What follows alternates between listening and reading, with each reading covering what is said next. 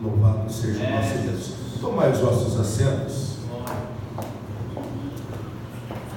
Estamos num culto especial, culto denominado culto de missões. E o intuito hoje, nesta reunião, é de falarmos sobre missões. E certo de que Deus irá falar conosco, abra comigo a sua Bíblia no livro de Atos dos Apóstolos, o capítulo é o de número 3. Deus tem uma palavra para conosco nesta noite. Quantos creem que Deus tem uma palavra para você? Digam amém. Atos dos Apóstolos, o capítulo é o de número 3. Se você puder, eu vou pedir que você se levante só mais uma vez. Depois eu não peço mais, aí você levanta só na hora que o pastor assumir aqui o microfone novamente. Atos dos Apóstolos, capítulo de número 3, e o versículo de número 6 será um versículo que vamos pegar por base de raciocínio nesta noite.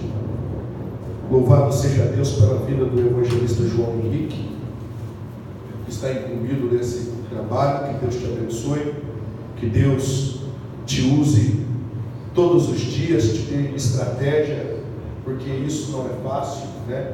Quando falamos de missão, é um trabalho que não é fácil, tem seus intempéries, mas eu acredito que Deus, em Cristo Jesus, vai te dar sabedoria e força para que o nome dele seja glorificado. O nosso intuito aqui nesta terra não é buscar status, mas é fazer aquilo que João um dia escreveu dizendo, que nós diminuímos e que ele cresça. Amém? Diz assim, capítulo 3, versículo 6 de Atos dos Apóstolos. E disse Pedro: não tenho prata nem ouro, mas o que eu tenho, isso te dou. Em nome de Jesus Cristo Nazareno, levanta-te e anda. E tomando pela mão direita, levantou, e logo seus pés e tornozelo se firmaram. Só mais uma vez para você ficar meditando nestes dois versículos. E disse Pedro: não tenho prata e nem ouro, mas o que tenho, isso te dou. Em nome de Jesus Cristo Nazareno, levanta-te e anda. E tomando pela mão, diga, tomando pela mão. Aleluias. Tomai os vossos assentos. Acho que é a pilha, então. Acho que esse bagulho é a pilha, não. Irmãos, estamos aqui diante de uma história, de um versículo bíblico. Quem sabe, se não for, é um dos mais lidos nos cultos de missões, porque aqui começamos a entender o verdadeiro intuito da igreja na terra.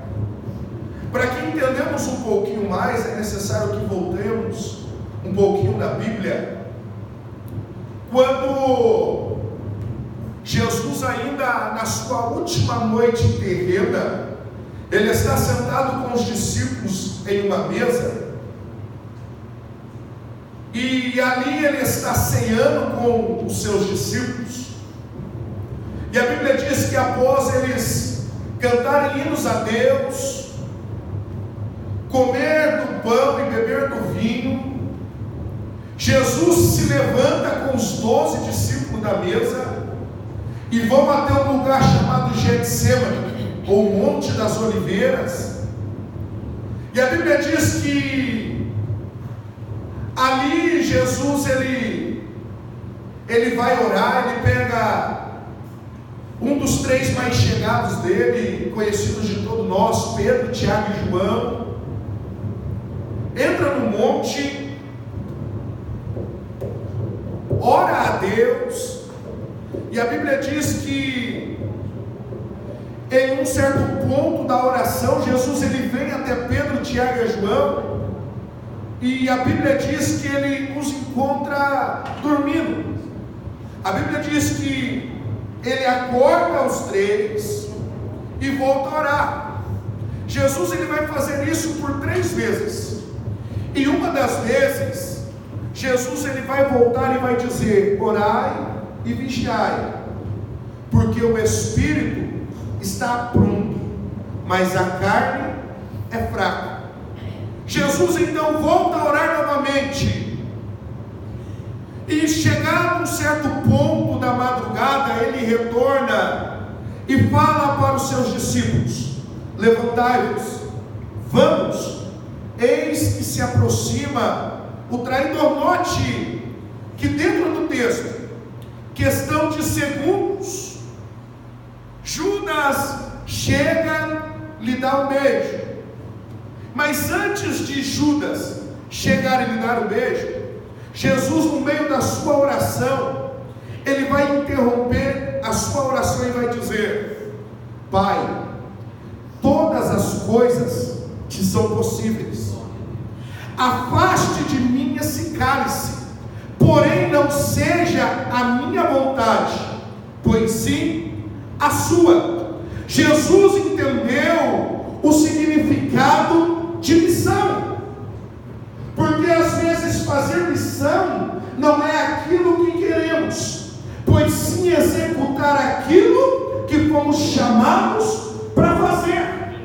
A nossa vida cotidiana gira em torno de missão. Eu no meu trabalho tenho uma missão. E qual é a missão do meu trabalho? É zelar pelos procedimentos da minha empresa, é zelar que a minha empresa tenha o máximo de lucro possível. Qual a missão de nós homens dentro da família? A nossa missão como cabeça da nossa casa é cuidar das nossas esposas, dos nossos filhos, do nosso lar. A nossa vida então gira em torno de missão. Temos que entender que a nossa vida, ela é uma missão na terra, e você vai entender no decorrer da mensagem. Jesus ele entendeu o porquê desceu na terra. A missão de Jesus, primeira missão: salvar os pecadores. A missão de Jesus era tirar de sobre nós o que estava imputado sobre a humanidade e colocar sobre si, porque muitas das vezes a nossa missão é tirar o fardo de alguns e ter que colocar sobre os nossos ombros. Missão não é fácil, missão não é para qualquer um, missão são para os escolhidos. E eu tenho uma boa notícia para te dar: se você hoje está aqui, é porque Jesus um dia te escolheu para uma grande missão nessa terra. A Bíblia diz que a missão de Jesus então era se fazer homem, descer nessa terra, tirar o que estava sobre nós, porque a Bíblia diz que já estávamos condenados. Jesus então desce, tira essa condenação, coloca sobre si, e a Bíblia diz que agora ele é pego, grilhões são colocados em suas mãos. Os 12 que estavam com ele ainda não entendiam o verdadeiro intuito da missão, tanto que não entendia que Pedro, que estava com ele na hora, vendo que Jesus estava sendo preso, Pedro ele tira da espada, vocês conhecem a história, corta um pedaço do soldado. Pedro ainda não entendia o que era missão, qual era o propósito de Jesus e qual seria o seu propósito após Jesus. A Bíblia diz que agora Jesus é levado, Jesus é apresentado para Pôncio Pilatos. A história você correr aqui. E esse mesmo Pedro, certo dia Jesus pergunta para Pedro: Pedro, tu me amas? E Pedro vai dizer: eu te amo, Senhor. E Jesus conhecia o coração de Pedro, e Jesus pergunta novamente: Pedro, tu me amas? E Pedro vai afirmar, e Jesus vai dizer: olha, Pedro, eu te conheço. Antes que o galo cante 2 vezes, 3 vezes me negará. Mas Jesus sabia o seu intuito. E a Bíblia diz que agora Jesus é levado. Pedro está no átrio do Sinédrio. Algumas pessoas olham para Pedro e o confrontam dizendo: tu é aquele que andava com o tal Jesus. E Pedro vai negar. Pela segunda vez eles confrontam Pedro. O galo já havia cantado uma. Pela segunda vez confrontam Pedro, e Pedro nega mais 2 vezes. Então o galo canta a segunda. E Pedro então se lembra das palavras de Jesus. O problema de muitos é deixar com a situação momentânea faça com que esquecemos o que um dia nos foi dito. Mas isso é normal, porque somos carne, somos seres humanos, somos fracos e limitados. O segredo, por mais que muitas das vezes esquecemos um dia da promessa, é sempre estar dispostos a receber a promessa. A Bíblia diz então que Jesus ele é levado. Jesus agora vai ser esbofeteado, vai ter a sua face esbofeteada, vai ter o seu corpo açoitado. Vão colocar agora uma cruz sobre as costas de Jesus. Jesus vai ter que levar o madeiro. Jesus vai ter que subir o Monte Caveiro, Gólgota. Jesus vai ser pendurado numa cruz. E quando o diabo achou que estava vencendo, aí que eu consegui ver a vitória da igreja através da missão.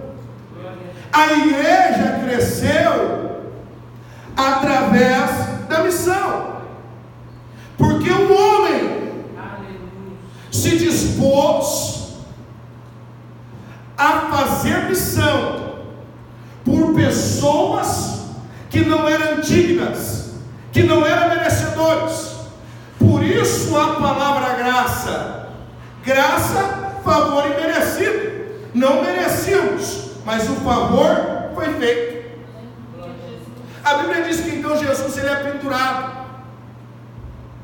Furam a costela de Jesus e sai sangue com água. Ali estava nascendo a igreja. Uma mãe, quando vai dar a luz ao seu filho, o primeiro que sai é a água, e depois sai o sangue, e depois vem a criança. A igreja estava nascendo lá no Calvário. A igreja, através da missão, da primeira missão, nasceu no Calvário. Jesus então é crucificado. A Bíblia diz que vai haver agora trevas sobre a face da terra. O dia se torna em noite. Jesus então vai entregar o seu Espírito ao Pai. Vão tirar o corpo de Jesus do madeiro.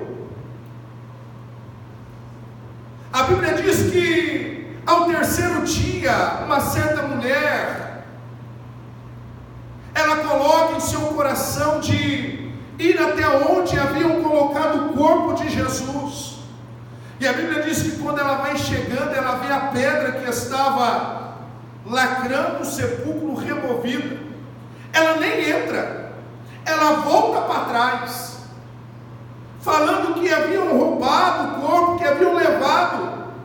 E Pedro, lembra do Pedro? Aquele que havia negado Jesus 3 vezes. Muitos crucificam, batem em Pedro por causa disso, mas esquece que Pedro também era humano, que Pedro também tinha medo, que Pedro também tinha necessidade, que Pedro também, Assim como erramos também, ele errou também e errava. Mas Pedro, quando fica sabendo da notícia que Maria havia lhe dado, que haviam levado o corpo do mestre, Pedro vem correndo e sem pensar, ele entra lá dentro do sepulcro.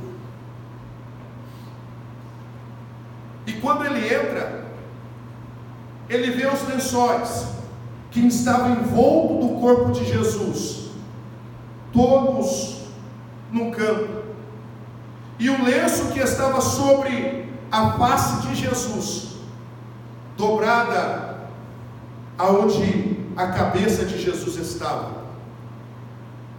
Jesus ali está deixando um recado para a igreja. Jesus ali deixou uma carta para a igreja. Quem gosta de estudar vai entender o que eu estou falando. O costume judeu é o seguinte: se um judeu está sentado à mesa a comer, se ele se levantar da mesa e jogar o guardanapo, deixar lá de qualquer jeito, ele está dizendo: pode retirar a mesa, que eu não volto mais comer. Mas se ele come e dobra o guardanapo, e deixa o guardanapo dobradinho, ele está dizendo: não retire a mesa, porque eu ainda vou voltar. O lenço não estava jogado, o lenço não estava de qualquer jeito, o lenço estava dobrado. Jesus está dizendo: eu vou voltar, eu vou voltar. A Bíblia diz que então Jesus, antes de subir em corpo glorioso, Jesus ele fica 40 dias ainda nesta terra, e no último dia, Jesus no Monte das Oliveiras, antes de ser assunto aos céus, ele vai deixar uma missão para a igreja, dizendo: olha, não se ausente de Jerusalém, até que do alto sejais revestidos. A Bíblia diz que então os discípulos voltam para o cenáculo e ficam ali alguns dias, e a Bíblia diz que eles estavam em oração. Segunda lição que eu aprendo aqui, que não tem como fazer missão sem ter uma vida de oração. Sem oração não tem missão. Sem acreditar não tem missão. Sem exercitar a fé não tem missão. Porque a missão também ela é movida pela fé. Porque muitas das vezes olhamos e não vemos saída para aquilo, mas entendemos que como bons missionários devemos acreditar no sobrenatural de Deus. E a fé só vem quando exercitamos a nossa vida de oração. E a Bíblia diz que eles estão perseverando em oração. O que havia predito algum tempos atrás, agora acontece. A Bíblia diz que aonde eles estavam, algo diferente acontece. Um som como de um vento entra no ambiente.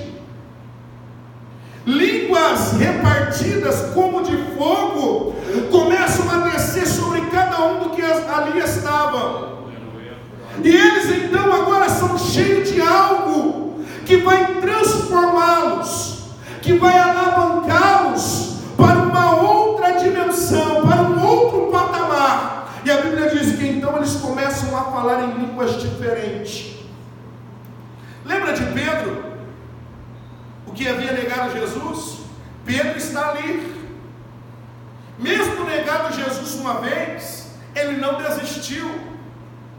O problema não está como começamos, o problema está da forma que vamos terminar. Porque às vezes podemos não começar bem, mas o trajeto a qual vamos trilhar que vai dizer como será o nosso fim.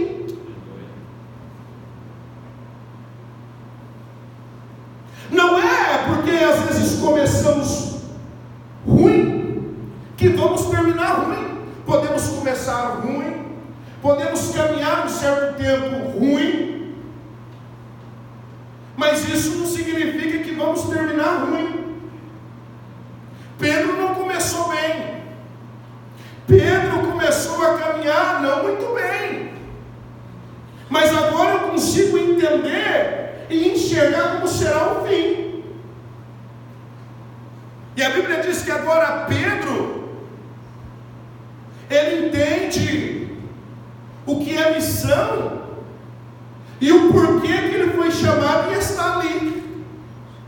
Quando o povo todo então começam a falar em outras línguas, alguns incrédulos que estão olhando de fora sem entender, porque é assim que acontece. Muitas das vezes quem está de fora não entende o que está acontecendo dentro e começa a julgar de uma forma errônea. Mas cabe a nós que estamos dentro mostrar para quem está nos vendo de fora que aquilo que eles estão vendo não é exatamente aquilo que estão pensando. Porque às vezes podemos não ver, podemos não perceber, mas tem pessoas lá fora se espelhando em nós. Tem pessoas lá fora que estão de longe, mas estão nos observando. E eu disse ontem para um dos meus liderados o seguinte: o testemunho convence, mas o exemplo arrasta. O testemunho convence, vou repetir, o testemunho convence, mas o exemplo arrasta. Não adianta falar sem ter prática. Eu, durante essa semana, eu aprendi algo muito interessante, que é o 70-20-10. Quem aqui já ouviu falar dessa conta aí? 70-20-10. 10% é teoria, 20% é feedback, 70% é prática. A prática tem que sobressair a teoria. Falar que faz é fácil, não tem só que falar, tem que fazer. Temos que ouvir sim, temos que falar, mas mais do que falar é fazer. E você vai entender isso aqui. Estão olhando, estão apontando, dizendo que não é. E Pedro agora já cheio da virtude, com o coração voltado à missão, ele vai olhar a igreja e vai defender a igreja, dizendo: olha, estes homens não estão bêbados como pensais, mas isso aqui que vocês estão vendo foi o que outrora foi predito pelo profeta Joel, em que o Senhor derramaria do Espírito sobre toda a carne. A Bíblia diz que Pedro então começa a pregar. O homem que outrora negou o Evangelho agora começa a defender o Evangelho. E na sua primeira pregação, olha que coisa linda, porque aquele que um dia recebeu a virtude do Espírito, ele tem uma vida de transformação. Aquele que realmente é cheio do poder de Deus, isso aqui não é mensagem para você pular não, isso aqui é mensagem para você refletir. Aquele que um dia foi cheio do poder de Deus, ele não consegue fazer as velhas práticas, porque ele consegue entender que aquilo ali é transformação. Pedro agora, em vez de sacar a espada, não, ele defende o Evangelho de outra forma. Ele anuncia o Evangelho, e na sua primeira ministração, 3.000 almas se rendem à igreja. A igreja agora de 120 cresce para 3.120. A missão começa a acontecer. E se você ler o livro de Atos dos Apóstolos, também conhecido como livro do Ato do Espírito Santo, você vai ver que aqui é o crescimento da igreja. E a igreja não vai crescer debaixo de rosas, não. A igreja vai crescer debaixo de perseguição. Porque às vezes fazer missão não é fácil. Às vezes fazer missão é chorar sozinho, é sofrer sozinho, é ter que buscar sozinho. Isso às vezes também é missão. Aleluia, glória a Deus. Eu já disse aqui outra vez, e vou citar outra história aqui do livro de Orlando Boyer. Eu viajo nesse livro, porque esse livro me fez crescer muito, me faz todas as vezes que eu leio. A história de Martinho Lutero, que ele tem um seu amigo, não vou me lembrar o nome, acho que é Gaio, uma coisa assim. E Deus um dia dá uma experiência para o amigo de Martinho Lutero, onde certo dia ele está sentado debaixo de uma árvore, e ele vai olhar bem de longe assim, um homem ceifando a lavoura, cortando a lavoura, trabalhando, e essa pessoa, ele vê que aquele homem está bem fadigado, cansado, mas mesmo cansado ele não para de trabalhar, ele vai cortando, e o homem que está debaixo da árvore, na sombra, olhando, ele fica incomodado com aquilo. Então Deus pergunta para aquele homem: você sabe quem que é aquele rapaz? E ele vai dizer: não sei, Senhor, aquele rapaz é o seu amigo Martinho. Está vendo? Não é só olhar, às vezes você também tem que pegar no arado. Às vezes tu olha para o teu pastor aqui, não sabe como o teu pastor está fadigado, está cansado. Hoje eu cheguei e falei: meu irmão Leandro, eu estou com a minha garganta doendo, estou com a minha garganta ruim. Quantas vezes você olhou para o seu pastor e perguntou: pastor, como você está? Pastor, o que o senhor está precisando que eu faça? Pastor, o que eu posso fazer? Olha para mim, missão também é aqui dentro, é ajudar o seu pastor. Missão também é aqui dentro, é sentir a necessidade do teu irmão. Glória!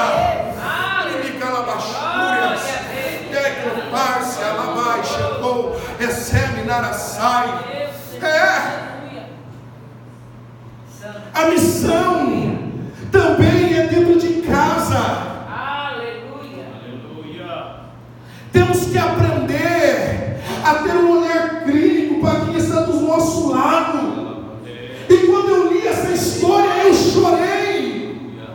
Aleluia. Porque eu não tinha parado para perceber das pessoas que estavam ao meu redor. Quando Deus fez com que Gaio olhasse e visse o seu amigo Martinho, que vivia do seu lado trabalhando sozinho, Deus também me fez entender que eu preciso me atentar para as necessidades de quem está do meu lado.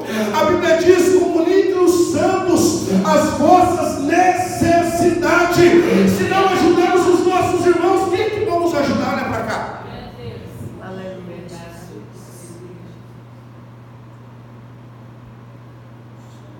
Eu em Campinas, eu conheci muito pregador, irmãos, muitos pregadores mesmo. E um dia um deles foi pregar na nossa igreja, não vou citar o nome. Aí no final do culto, a gente levou ele lá em cima na salinha lá para conversar, para dar a oferta dele. E era uma noite de quinta-feira. E toda quinta e sexta, eu e a Tatiana saímos para entregar marmita na rua, morador de rua, a gente levava marmita, só eu ia. Aí eu falei: irmão, vou aqui meio rapidinho, que eu preciso sair ainda. Mas onde você vai, irmão? Eu falei: não, é que a gente tem um trabalho assim, assado, expliquei para ele. Ele falou: não, irmão, para com isso. A Bíblia diz que não devemos jogar pérolas nos porcos, deve usar o versículo. Eu olhei para aquilo e Deus na hora falou para mim que o verdadeiro evangelho é quando conseguimos sentir a necessidade dos outros. Escute isso. E Pedro, então, lembra que eu comecei a mensagem dizendo que para se fazer missão também tem que ter uma vida de oração.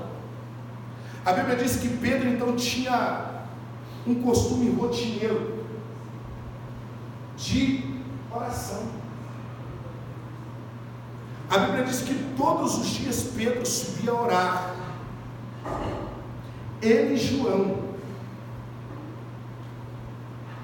E Pedro agora, cheio da virtude, vivendo uma nova fase, entendendo o propósito da sua existência, e entendendo que realmente Jesus, Ele nos chamou e nos vocacionou, certo dia Pedro está subindo, e naquele lugar ficava uma pessoa que estava acostumada a ter uma vida rotineira, uma vida de normalidade, porque o texto diz que ele era um coxo de nascença. E qual era o costume deste homem? O judeu subia, ele pedia dinheiro, quem tinha dinheiro dava dinheiro, ele continuava na mesma, os caras entravam, oravam, saíam, ele continuava na mesma. Só que quem tem uma vida de oração e quem tem uma vida com Deus, não tem uma vida de igualdade, não tem uma vida de conformismo, não é conformado. Pedro e João estão subindo, ele olha para Pedro e João, não conhecendo a história de Pedro e João, já estou acabando, ele pede esmola. Pedro, o texto diz que Pedro então fixa o olhar nele e diz: olha, eu não sou normal, não sou como os outros, eu sou diferente, eu não tenho ouro, não tenho prata, mas o que eu tenho, isso eu te dou. Levanta e anda em nome de Jesus o Nazareno. O coxo levantou e andou? Não andou. Versículo 7, isso aqui está no versículo 6, versículo 7, por isso que eu enfatizei e parei, da segunda vez nem li. A Bíblia diz que então ele pega o coxo pelas mãos.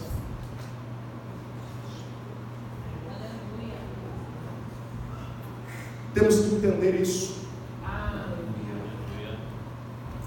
Não é só falar e virar as costas, não é só dar um pratinho de comida e virar as costas, não é só fazer o convite e virar as costas. Pedro fez o convite: levanta e anda em nome de Jesus, mas ele viu que tinha uma certa dificuldade. O que ele vai fazer? Pegou pelas mãos e colocou de pé. Estou acabando, fica de pé. Fica de pé.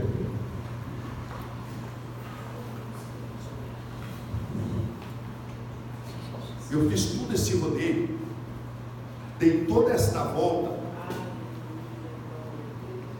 Se o meu relógio estiver certo, foi 43 minutos para falar para você só uma coisa: que tem pessoas que estão do seu lado, perto de você, que só precisa de um abraço teu,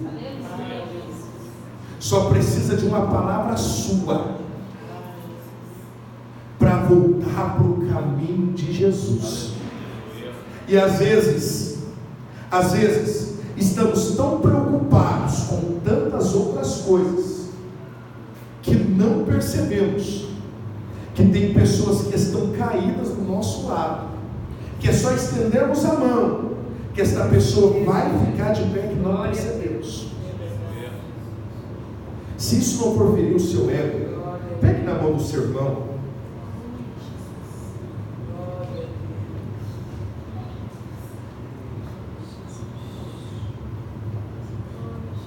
E eu vou orar por você.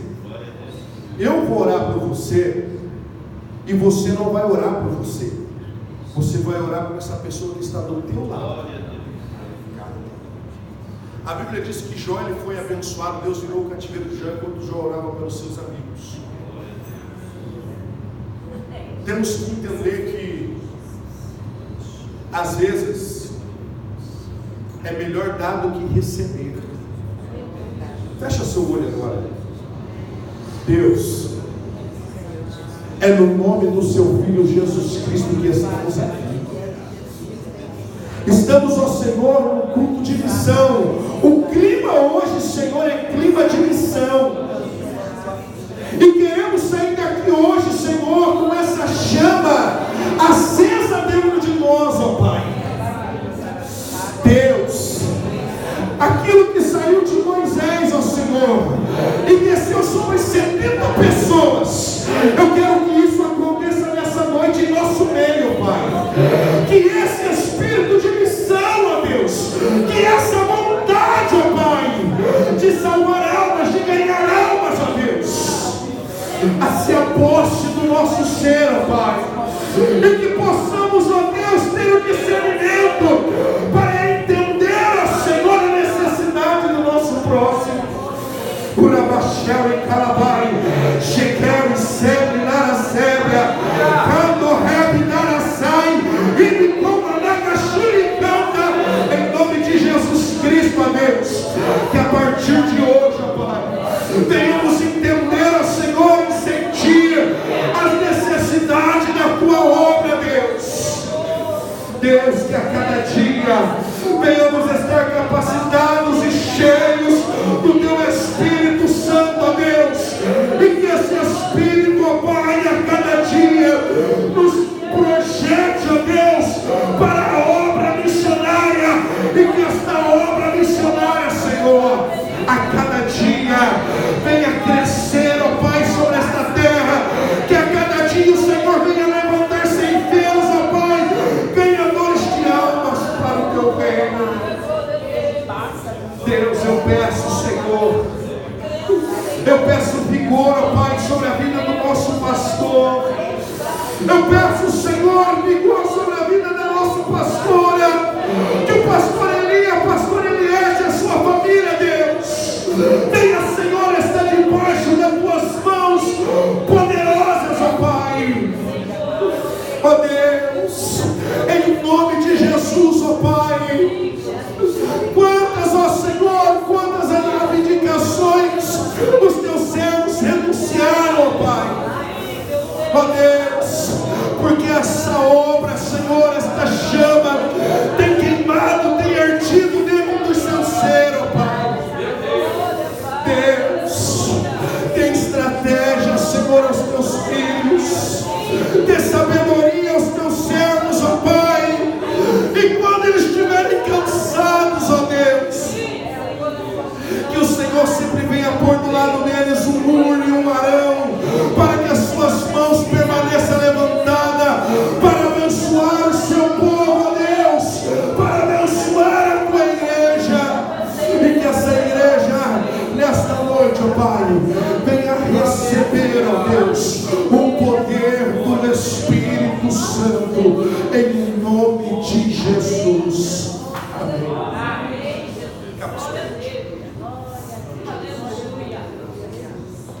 Eu sou muito, eu tenho uma seriedade muito grande com isso aqui que eu vou falar hoje. Deus conhece o seu coração. Deus conhece o coração do nosso pastor.